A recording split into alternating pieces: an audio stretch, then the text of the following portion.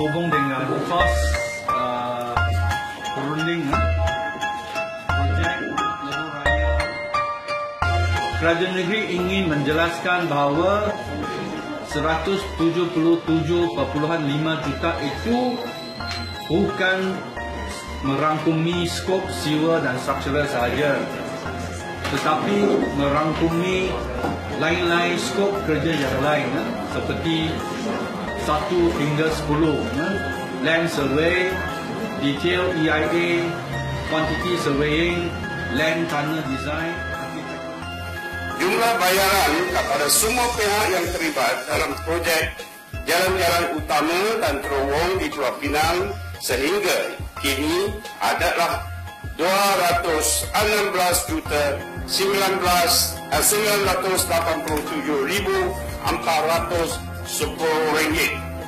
Setakat ini tiada bayaran telah dibuat kepada perunding DEIA.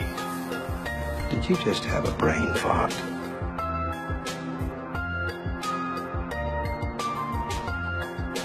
I don't have time for these stupid games!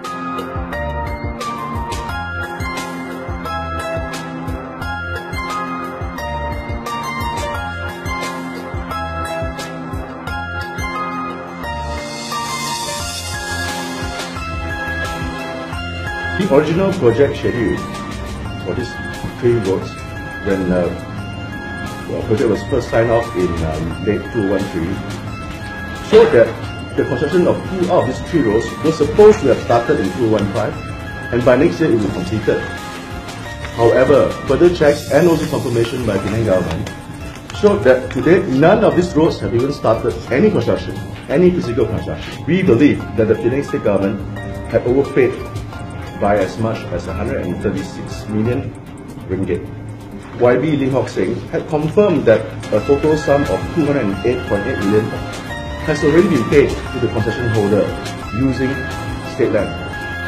Jumlah bayaran kepada semua pihak yang terlibat dalam projek jalan-jalan utama dan terowong di Pulau Pinang sehingga kini adalah RM216,987,410.